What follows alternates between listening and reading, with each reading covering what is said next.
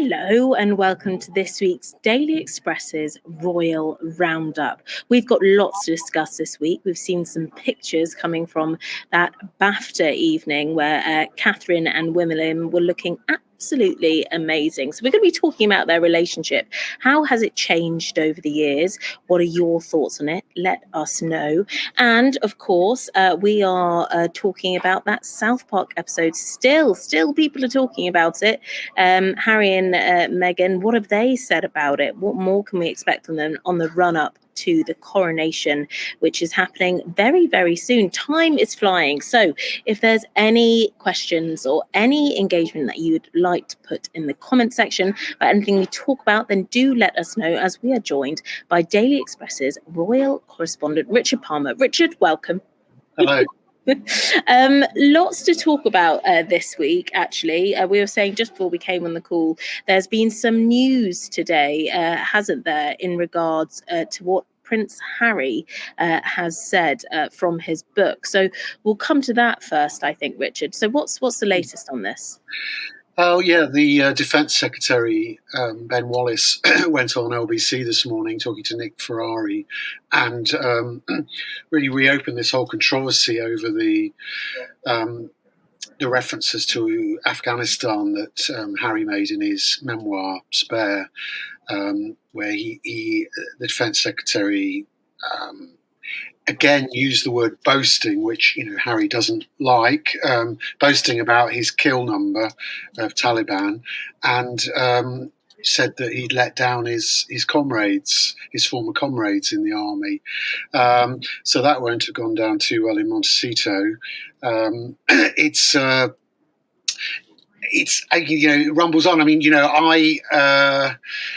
I have to say, my view has been that the Sussexes are only really a royal story if what they say or do affects the monarchy. But there have been a number of things in the last few weeks where it's just been too good a story to ignore from my point of view. So there's the South Park episode, and it's a controversy that keeps coming back, and it. I suppose one of the interesting things for me is how will all of this affect their standing in the US in particular, where commercially they need to have good brand value and be seen to be good role models to make the money that they need to make. And it all seems to be quite damaging. I mean, Newsweek magazine commissioned another poll. I think the polling was done on February the 19th by Redfield and Wilton, one of the big polling companies across the US, and found that their popularity, or Harry's popularity, has plummeted to a new low.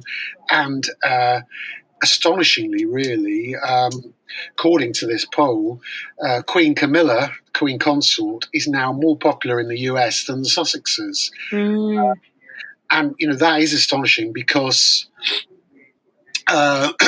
journalists I know who work for American media organizations always tell me that Camilla isn't popular over there, that the Americans still really love Diana and they've not really forgiven her or Charles for what happened to Diana.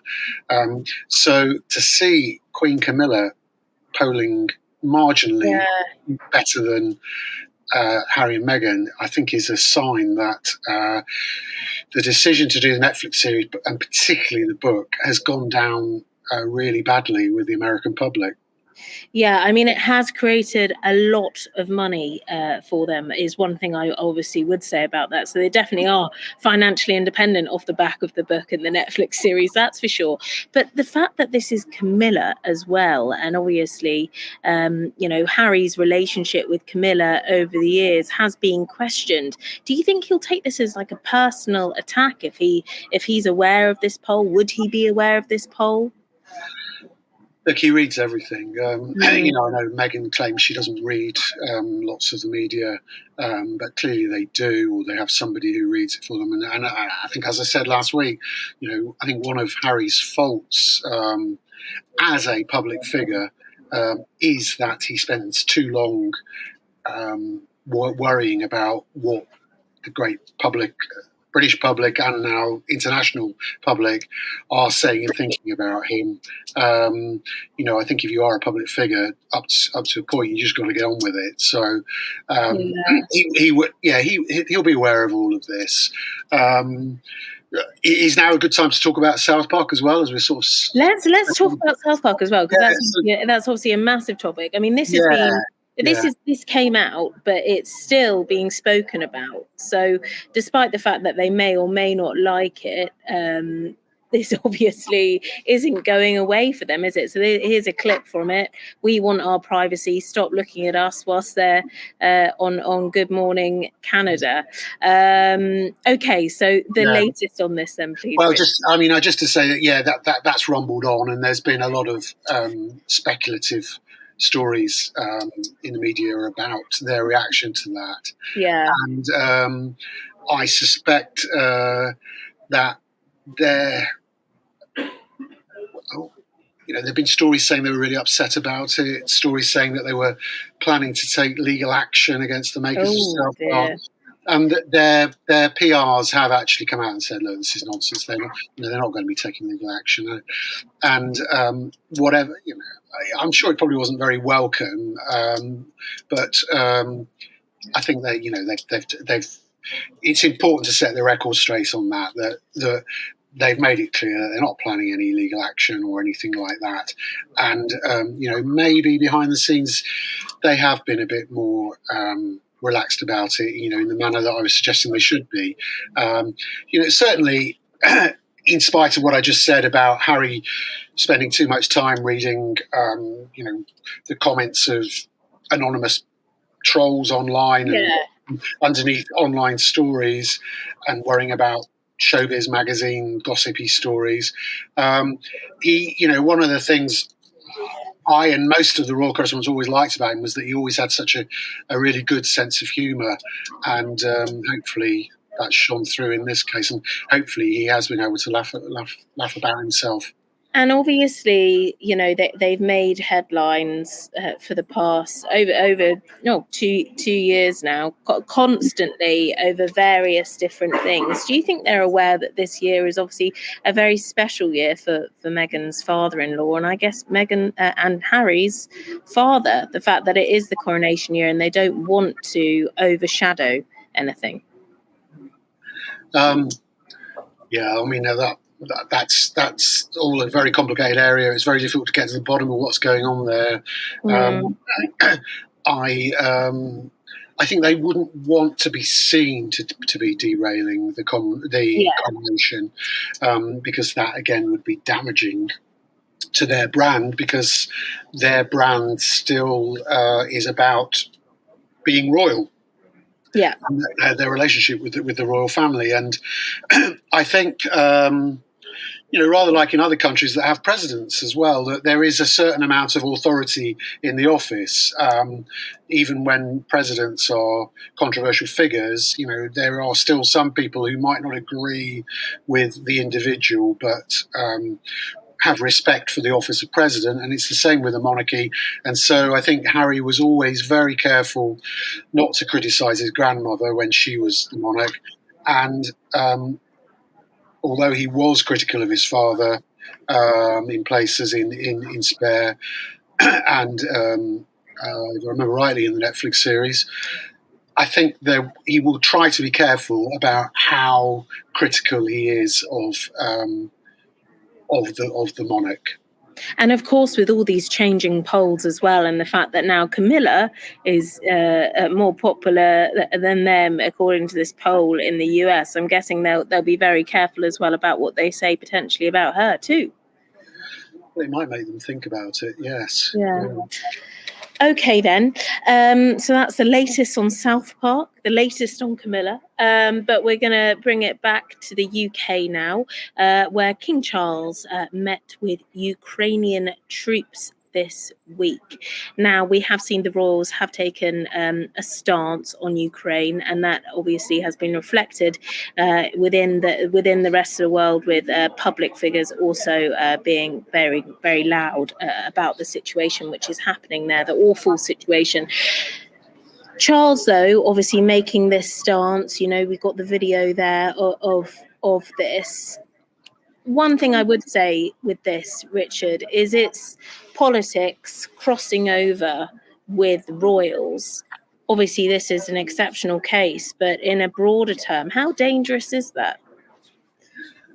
I don't think it's dangerous in this case, in the sense that it's not party political, that there is cross-party consensus that the Russian invasion of Ukraine is something that needs to be opposed. Yeah.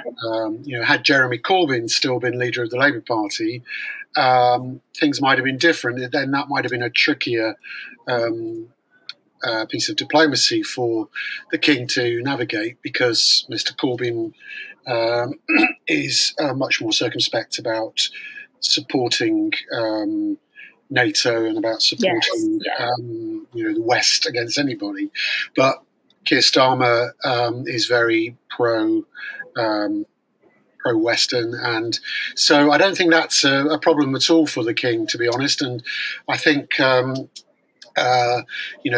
and other members of the royal family, including William and Kate, have helped to lead public opinion in supporting the Ukrainian people, supporting refugees who've come over here, and in expressing their admiration for that's a New Zealander he's doing a hongi with there, because New Zealanders were amongst the Western troops, Allied troops, who are training Ukrainian recruits. What a picture as well in the UK. So so he was there to really highlight that, and obviously, it came in the week. It's tomorrow, isn't it? Friday, 24th. That marks the first anniversary of the Russian invasion. So we've seen a lot of Western leaders showing their support for Ukraine in these past few days. He was there. Can't say where. It was just, we're allowed to say Wiltshire.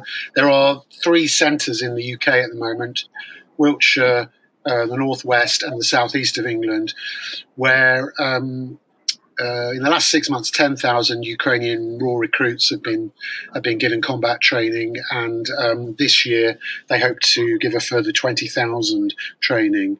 And it's a real crash course. This chap here, Major Tony Harris, if I remember rightly, is a New Zealander who is helping to do the training along with British. There's about 1,000 British troops who've been involved in the training as well, and soldiers from other countries as well. And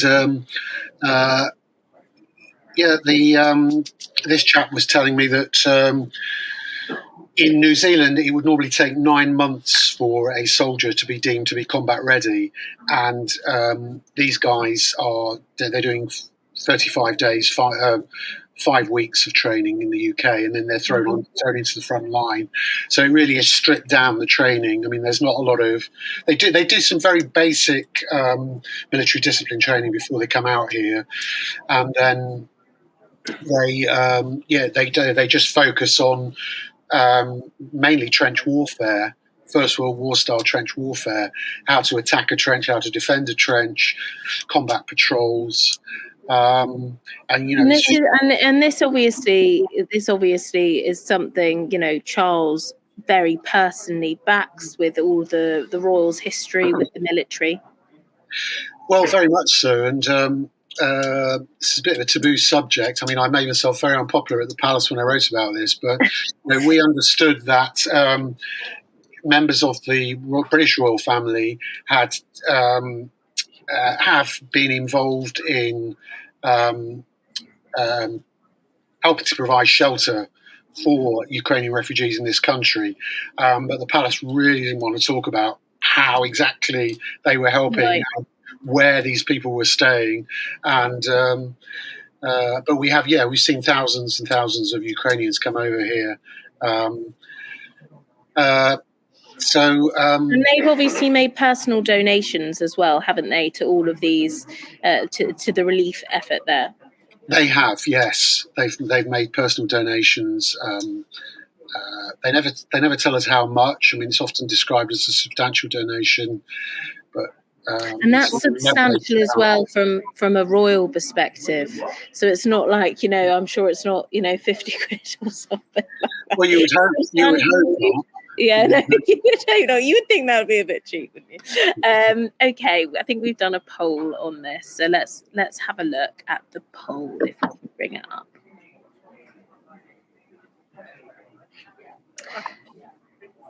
Do you think the king visiting Ukrainian soldiers gave them a morale boost? 50% no, 50% yes. Yeah, maybe perhaps they've got bigger things to be worrying about right now, Richard. Maybe. Well, yes, I'm sure. I mean, they were saying it was a real morale booster for them, and they were saying that, it was, it would be one of the highlights of their lives. Oh wow!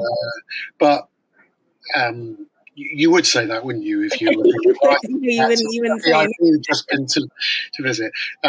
Yes, I'm sure they're much more focused on getting back home and defending their country.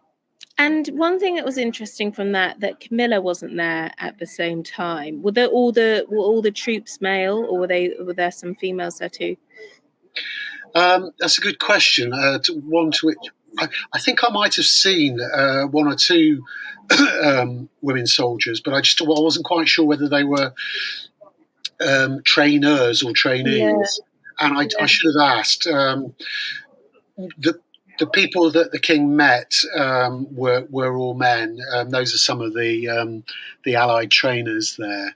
One of the things was that the Ukrainians, we were told, had asked not to be identified because many of them have got family in Russian-occupied areas, and they were worried about the safety of their family.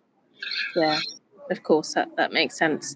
Okay. But yes, I mean, obviously, the Queen Camilla is returning to public duties today, but she's been off with COVID, so she. I'm not sure whether she was ever due to go on. I don't think she was ever due to go on that particular visit. But clearly there have been others. She was due to accompany him yesterday on a visit to London's biggest food distribution charity, the Felix Project. And she pulled out of that because although they said she'd recovered from COVID, she's got a busy day today and she needed to prepare for commitments today. She's got a big literary reception that should be happening just in a few minutes, just about to start, I think, at Clarence House. And then she's got other things on today. And the court circular, very, very busy. Yeah, the court circular showed she had a meeting yesterday with that was to do with this. So one bit of criticism Judith says, and I'll only read the first line: shame on the king for encouraging war, and he is a frontman for climate change. What would you say back to that, Richard? Well, I mean, it's first of all, I mean, I say there's a political consensus. I mean, politics isn't my specialism, but I would say that let me put it another way. I think both government ministers and opposition leaders would say that it is vital that the West helps Ukraine to stand up to Russian aggression, because if we don't do it now, it'll be us next, I suppose. That's what they would say. And those who advocate peace, how do you negotiate peace with somebody who's invaded your territory? Does that just mean capitulating to them? So, yeah. Okay, bit of balance. We always do try and keep it balanced on the Royal Roundup. We do. Okay, we're going to move on to the very glamorous event where Catherine and William went to this week, the BAFTAs. It went down very, very well with the royal fandom online. And I have to say, they both looked amazing. First time in 3 years. They seem very close. They seem like a very bonded team, which brought me to the question, Richard, how has their relationship changed over the years? Because now they very much seem like a team. But, there has been speculation about their relationship, as with anyone's relationship in the public eye, isn't there? Yeah, there has. I mean, you've rather sprung this one on me, but I keep you on your toes. First of all, it's interesting you're calling her Catherine, because we will be calling her Kate, including when she's Queen. I think Queen Kate. I have to say, I do feel slightly uncomfortable calling her Princess Kate. I tend to write the Princess of Wales and then call her Kate in second reference. Anyway, that's one thing. That's another thing. We digress. The second thing to say is there was focus on the body language. Body language. There was a cheeky bump. There was a cheeky moment where, she seemed to try to grab William's glove. And he just slightly fended her off. And I suppose we're not quite used to seeing members of the royal family doing that. But that was a good moment. I mean, I have to say, as you know, I'm an ardent fashionista, Pandora.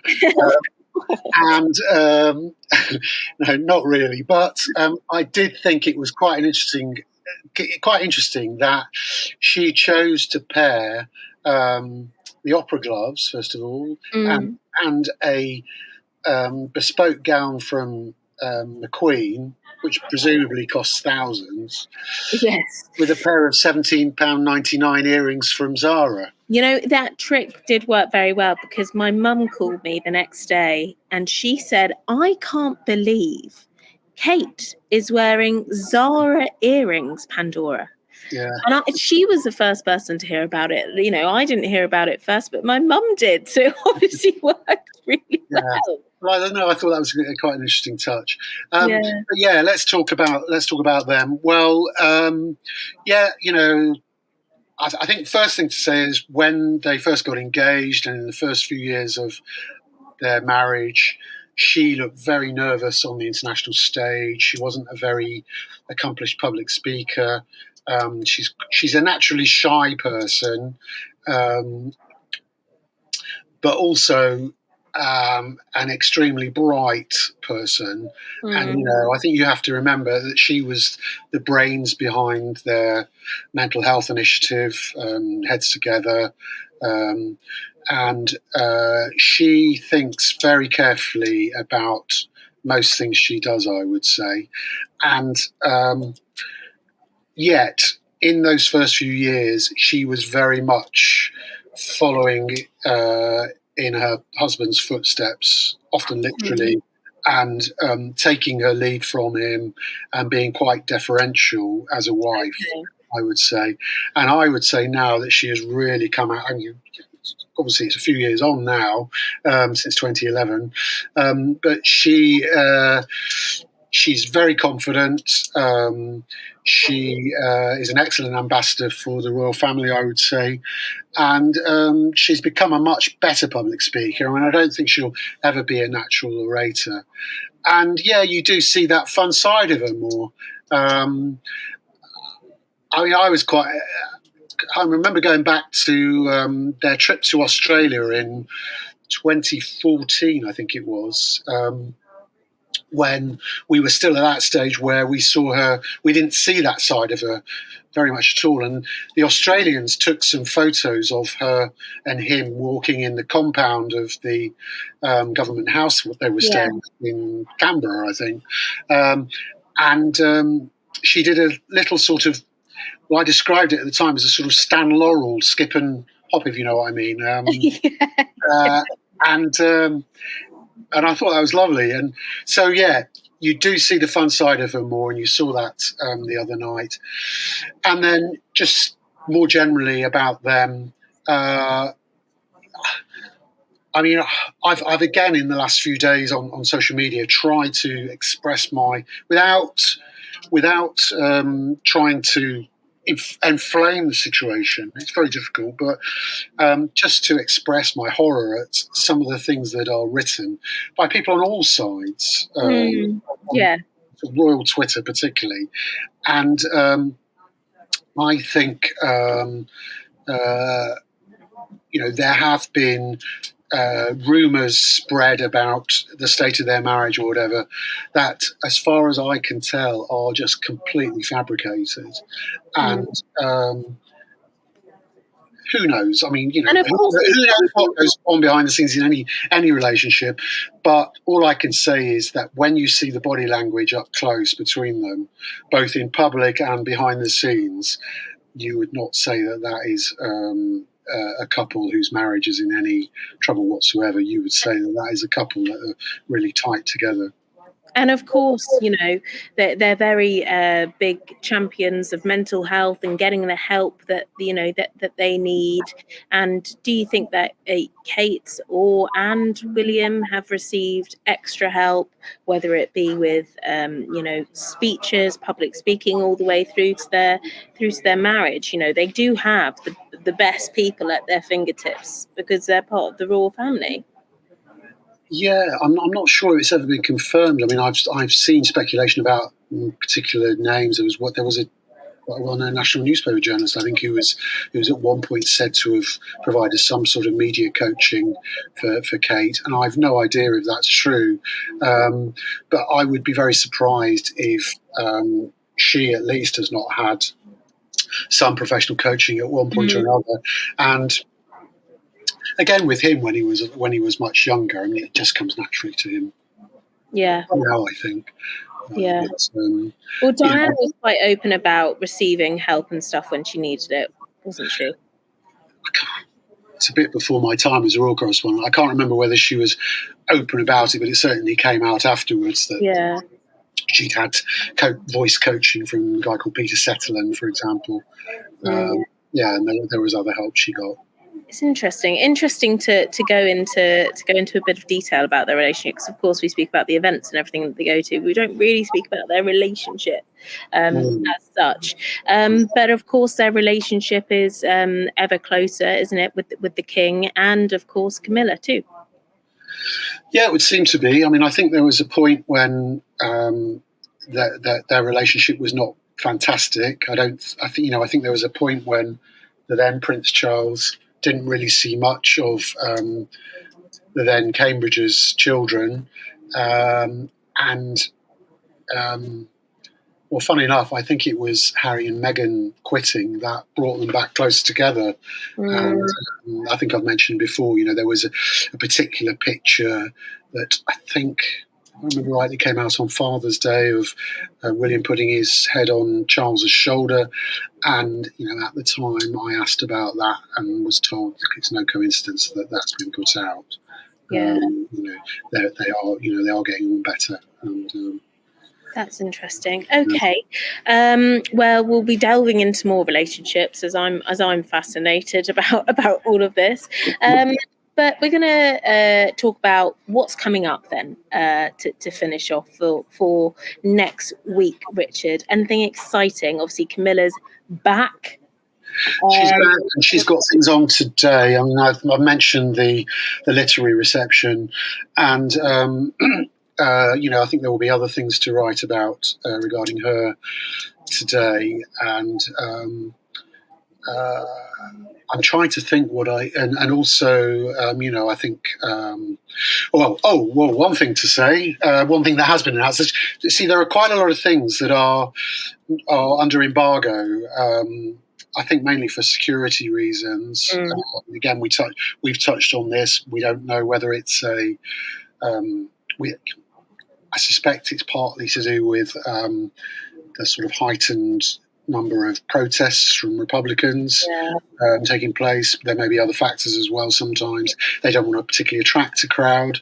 But anyway, one thing that will attract a crowd already is the Wales-England rugby union match, Six Nations match, Principality Stadium. So there we'll have William and Kate both going to that. I mean, they were waiting to find out whether the match was going to be on because of all the pay talks. Yeah, the Welsh players were on the verge of going on strike, didn't train, but they did decide on Wednesday that they would play.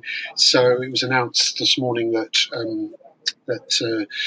William, who is patron of the Welsh Rugby Union, and Kate, who is patron of the English Rugby Football Union, would both be attending. So that'll be a bit of fun. There'll be a bit of joshing between them in the crowd, hopefully, and something to fill the Sunday papers front pages with, possibly. I'm sure. But who are they gonna support?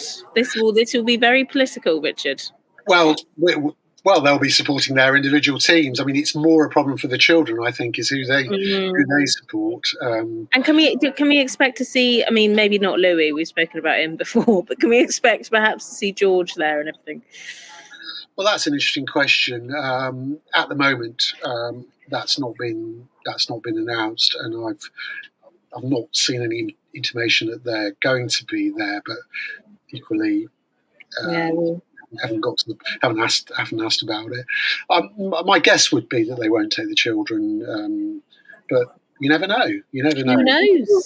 Who knows? Maybe, because that would make a great front cover, wouldn't it, Richard? Let's be honest, it would make. Yeah, but I think those two together will do as well.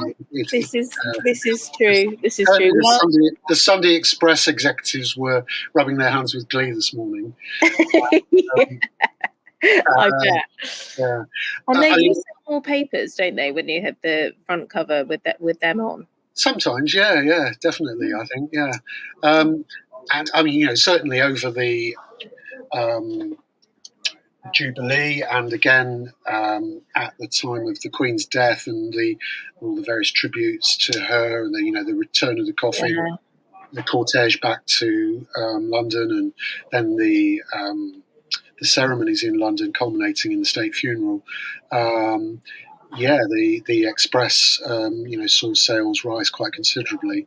I think people particularly in that situation, people like to buy newspapers as souvenirs. Yeah, they do. But yeah, so that should be fun. And interestingly, I wrote a story a few months ago, saying that the royal family were looking at possibly making Kate the patron of the Welsh Football Authority and Welsh Football Association, which would be the other way round to how it was rugby, because England has William as its president of the FA. It hasn't happened yet. I mean, it was a possibility they were looking at seriously. But also, without sounding, and I'm sure Welsh people won't be happy about this, what I'm about to say, and I don't mean it. It's not nothing to do with Wales, but also she has a lot of commitments. It's stretching herself too thin. Maybe. I don't know. I think the King and Queen Consort have got a lot more. Oh, that's true, but they are the king and queen, so you would expect them to. It would just be an elegant solution, because clearly it is slightly embarrassing for William that one of his patronages is the English Football Association, and yet he is now Prince of Wales. So to have a Prince of Wales cheering England on against Wales in football doesn't look good. Doesn't look great, and he's tried to deal with that by saying, "Look, I've got to be authentic, and I've been known as an ardent fan of English football for so long. It would look really plastic to suddenly say, oh no, I'm switching my allegiance to Wales." And then he also tried to sort of have it both ways by saying, "But of course I'll be cheering for both in the World Cup." Yeah, but no one believed him. No one believed him, Richard. I mean, it was a nice try, but no one believes you. Okay, then. Well, we've got lots to look forward to this weekend, by the sounds of things, with some lovely pictures hopefully coming through, and some great words, I'm sure, by Richard in the paper. Buy a paper.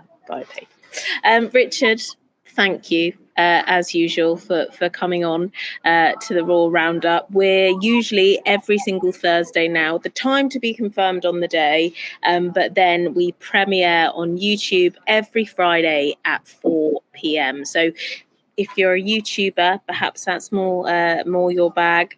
But we're, of course, on Twitter and Instagram too. Richard, thank you. Thank you. And we'll be back next week.